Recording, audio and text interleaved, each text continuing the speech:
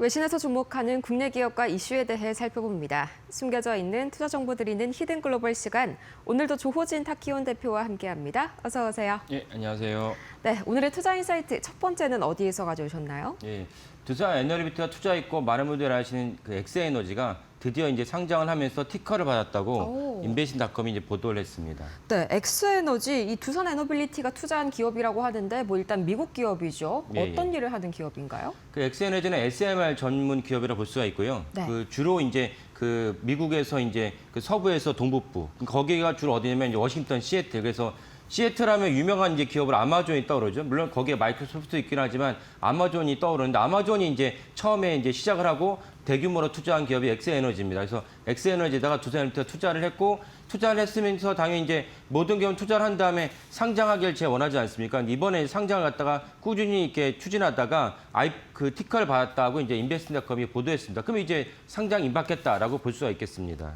네, 그러면은 이번에 나스닥에 IPO를 하게 되면은 어느 정도의 자금을 모으게 되는 건지 궁금한데요. 예, 정확하게 공모가가 정해지진 않아서 이렇게 알 수는 없는데 다만 작년 11월에 이제 엑스에너지가 그 시리즈 D, 시리즈 보통 스타트업이 시작하면 시리즈 A, B, C 이렇게 가는데 D까지 가는 경우가 많지는 않은데 어쨌든 D까지 갔습니다. D까지 갔는데 작년 11월에 시리즈 D를 하면서 무려 우리나라 돈으로 1조 원에 대한 그 자금을 조달받았습니다. 그렇다면 이번에 상장한다면 그보다 더 많은 이제 금액을 조달할 것이라고 전망이 되고 그리고 전쟁 때문에 한편은 야 시장이 좀 안 좋지 않냐 이렇게 보시는 분도 계시겠지만 전쟁 때문에 원전의 분위기는 좋습니다. 왜냐하면 각국마다 전쟁으로 인해서 야 우리가 원유를 끌어오지 못하는데 이 에너지를 독립이 필요하겠다는 어떤 절박한 심정이 더 많아졌죠. 그래서 원전에 대한 인기가 높아졌습니다. 그리고 트럼프 정부는 제가 보기에는 너무나도 집요하게 물론 저는 이제 원전을 좋아하긴 하지만 원전을 좋아하니까 트럼프의 뉴스를 볼 때마다 좋긴 하지만 야 이렇게까지 하나 싶을 정도로 트럼프 정부가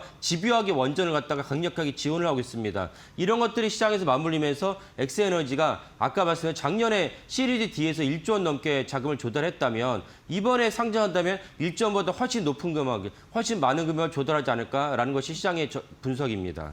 그럼 이 두산 에너빌리티는 지금까지 어느 정도의 자금을 여기에다가 투자를 했나요? 그리고 또 이제 DL, ENC 같은 경우에도 마찬가지로 좀 투자 이력이 있더라고요. 예.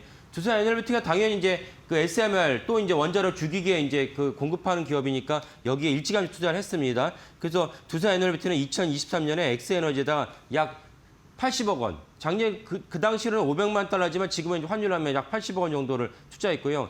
DL ENC 역시 같은 해 2천만 달러 투자했습니다. 그러니까 DL ENC가 더 많은 이제 금액을 투자했다고 볼 수 있습니다. 그러니까 그 말은 무엇이냐?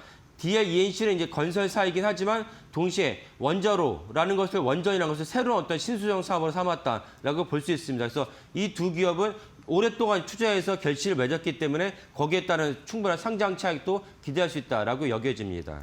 네, 확실히 이제 지분 투자를 통해서 이제 투자 수익까지 좀 기대가 된다는 그런 소식인데 여기에 또 기술 협력까지도 기대해 볼 수가 있을까요? 예. 두산 에너비티는 당연히 이제 그 엑스에너지가 이제 본격화되고 상용화를 하게 되면 거기에 대한 원자로 주기기를 갖다 공급하려고 하는 계획을 세우고 있습니다. 실제로 두산 에너비티와 DLC는 작년에 이제 그 SMR 그 엑스에너지와 SMR 표준화 계획을 갖다 체결했습니다.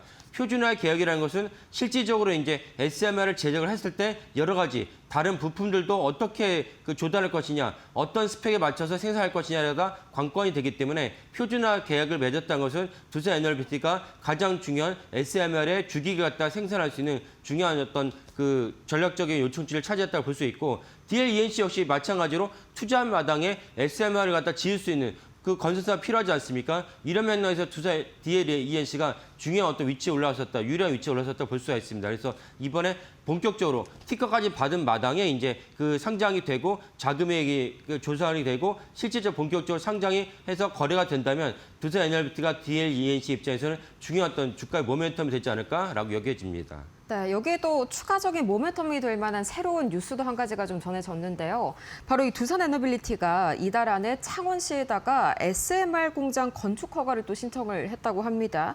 이제 한 해 20기의 이런 생산 캐파를 좀 갖추게 된다고 하는데 이 소식이 오늘 두산 에너빌리티의 주가에 유의미하게 파급을 좀 미칠 만한 게 있을까요? 예, 그렇죠. 그러니까 그 저희 코너에서 몇 번 말씀드렸지만 그 많은 분들이 오해하시고 뭔가 우려된 상황 중 하나는 무엇이면 웨스팅하우스가 지주재산권을 갖고 있어서 지주재산권을 갖고 있는데 많이 갖고 있지 않습니다. 우리가 한 95% 정도의 완전히 독자적인 기술을 갖고 있는데 웨스팅하우스의 남은 얼마라도 있어야지 사실은 그 남은 얼마가 없으면 온전하게 그 원자로를 지을 수 없거든요. 그래서 웨스팅하우스랑 협업을 체결해야 되고 협업을 체결해서 웨스팅하우스가 미국 정부를 등에 업고 세계 각국에서 미국 본토에서 원전 생산원에 대한 공급 계약을 따낸다면 그러면 공급 계약을 따내는 것은 웨스팅하우스의 설계 도면, 지적재산권의 일부인 거지 실제적으로 주기기는 누가 생산하느냐? 당연히 두산에너비티가 생산할 수밖에 없습니다. 그런 관점에서도 두산에너비티가 웨스팅하우스의 대형 원전이라면 1기가 정도를 말한 것이고